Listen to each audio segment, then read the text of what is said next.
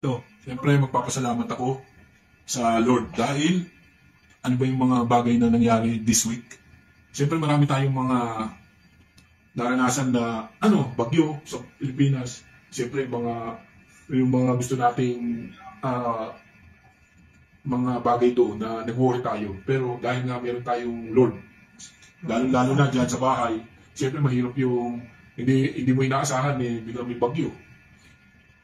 Plus yung dito nga, yung mga nangyayari sa atin na regular na mga pangyayari sa araw-araw ay hindi dahil nga na napag-usapan natin yung nakaraan, very generous si Lord sa mga bagay na ginagawa niya sa atin. Kaya I am happy and thankful dahil lahat tayo ay nasa maayos na kalagayan. Bihira yun, yung ibang tao nag-worry kahit sapat sa yung kanilang physical na sitwasyon napakaganda, hindi sila at peace. Kaya yun ang kagandahan ng mga taong laging lumalapit sa Diyos kasi meron silang confidence na hindi sila pababayaan ng Diyos.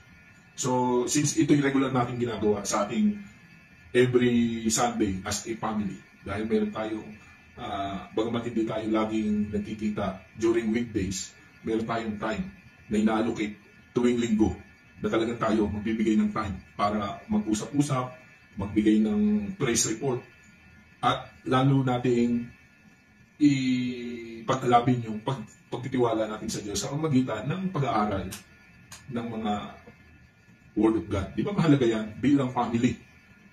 At gagaya ng mga sinabi rito sa Marcos, ito, buksan niyo yung mga Bible niyo sa Mark 10. Ang kwentong ito ay hindi kwento, ito'y nangyari at mismong encounter ng isang lalaking mayaman kay Lord Jesus. Ang sabi dito sa Mark 10 verse 17, sa pagpapatuloy ni Jesus sa paglalakbay, isang lalaki ang patakbong lumapit sa kanya. Lumuhod sa kanyang harapan at nagtanong, "Mabuting guro, ano po ang dapat kong gawin upang magmana ako ng buhay na walang hanggan?"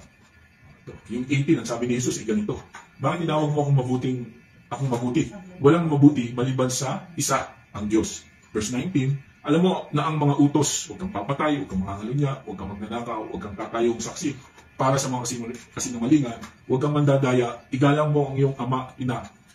At verse 20, sabi ng lalaking mayaman, ganito, "Guro, teacher," sabi ng lalaki, "ginampanan ko ng lahat ng yan mula nung aking kabataan." Ginawa ko ng lahat. Yung mga 10 commandments, wala akong nilabag dyan. Sabi ni Jesus sa kanya, nung tinignan siya ni Jesus, yung lalaking nagtanong, sabi niya, minahal niya ito at sinabi niya, isang bagay pa ang kulang sa iyo. Humayo ka, ipagbili mo ang iyong ari-arian, ipamigay mo ang iyong mga salapi sa dukha, gayon, magkakaroon ka ng kayamanan sa langit. Pagkatapos, bumalik ka at sumunod ka sa akin. So, ito yung istorya ng isang lalaking mayaman na nagtanong kay Jesus kung paano niya maaatid yung buhay na walang hanggan. Di ba? Kagaya ng mga pinapagpasalamat natin ngayon, yung mga bagay na ginawa sa atin, mga biyaya na natanggap natin sa isang linggo. Katulad ng iba, maraming mga tao ang nagsasabi, "I want to have this one. Gusto kong mangyari sa akin to."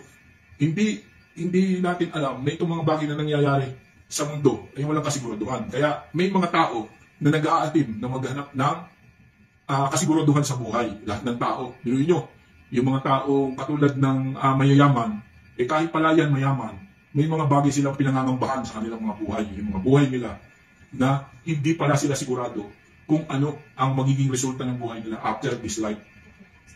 So yun ang sinasabi ni natin lahat. Di ba? Nagpapasalamat tayo dahil may mga biyaya tayong tinatanggap. Safe tayo sa nakaraang bagyo. Walang nasira, walang nagkaroon ng loss of property dahil sa matinding bahang dinanas. Pero, anong ibig sabihin nun? Dapat ba maging kampante na lang tayo dahil safe naman tayo, hindi tayo ano sa palagay nyo ang pinakamagandang bagay na ginawa ng Diyos para sa mga tao? Sige nga, mayroon ba sasagot kung ano yung pinaka-best na isang bagay na ginawa ng Diyos na makabubuti para sa tao? Ito, lalaking mayaman na to salvation. Lalaking mayaman na to. Pero, hindi siya satisfied doon sa kung ano yung meron siya. Kahit na nasa kanya na yung lahat ng kayamanan na dahil ang dinescribe dito lalaking mayaman. Pagka nag-describe ang Bible, totoo yun. So, ano ang bagay na binigay ng Diyos sa mga taong nakakilala sa Kanya na hindi nakakamit ng mga taong walang idea kung ano ang Diyos? Nung last time nag-uusap kami ng mami niyo, kung ano yung mga bagay na nangyari, na nakapagpapasalamat sa Diyos. Di ba? Ano ang napag-usapan natin nun? Yung tungkol sa kung ano yung purpose ni Lord sa nangyari sa iyo. Kasi, di naman lahat ng bagay, akala natin, kabiguan. Di ba? Nagkaroon ako ng major operation at nag-result nga ng ilang taong kong confinement dyan sa kama. Hindi ako makatayo. Wala akong nararamdaman na kahit na anong bagay na tingin ko. Tapos na yung mga panahon na hindi na ako makakabalik doon sa estado na mag-i-enjoy ulit ako sa buhay. Yung mga bagay na yun, nag-self-realization tayo na pwedeng mangyari yun sa kahit na sinong tao. Pero kapag nangyari yun, ano ang magiging resulta sa buhay mo? Di ba? Paano kung wala kang Diyos? Wala kang direksyon. Hindi mo alam kung anong gagawin dahil nandun ka na eh. Isang taong ka nakahiga, wala kang lakas, hindi ka makatayo. Dahil meron kang faith sa Lord, meron kang pananiwala sa Lord, nagkaroon ka ng bagong chance na hindi pa uli ang lahat. Ganito yung sinasabi ng lalaking mayaman. Ano pa ang dapat kong gawin para magkamit ako ng buhay na walang? Bilhin nyo, lalaking mayaman. After na tanungin siya at sinagot siya ni Jesus, nalungkot siya. Dahil yung sagot na hindi niya inaasahan, ibenta mo ang lahat ng iyong ari-arian at ipamigay mo. Anong ibig sabihin ni Lord?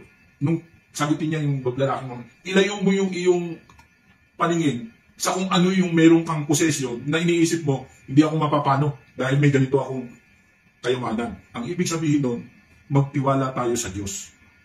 Ano man ang sitwasyon natin, mataas man ang iyong mataas ka sa lipunan, ang iyong mga bagay na nakakamit, napakadami, hindi iyan ang batayan para magkaroon ka ng peace of mind. Ito yung hinahanap ng lalaking mayaman. Peace of mind and security. So magiging secure ka lang sa buhay pag meron kang Diyos. At magiging malaya at mapayapa lang ang iyong pag-iisip kung meron kang pagtitiwala sa Diyos. Iyon yung nakita ng lalaking mayaman doon sa mga taong sumusunod kay Jesus. Dahil niya, bakit yun mangingisda lang pero parang ang saya-saya. Di ba? Yung mga sumusunod kay Jesus, mga mangingisda, mga farmer. Pero itong lalaking mayaman, inisip niya, ba't itong mga taong to napakasaya? Kung saan pumupunta itong si Jesus, tuloy-tuloy ang kanilang pagiging maligaya. So ganun ang gustong maramdaman ng lalaking mayaman. Kaya gusto niya na itanong kay Jesus, anong sikreto? Paano mo malalaman? Paano mo magagawa yung ginagawa nitong mga sumusunod sa iyo na parang happy-happy? So ganun din yun. Anumang bagay ang gawin natin, anumang bagay ang magkaroon tayo, hindi dapat mauna kung ano yung meron tayo.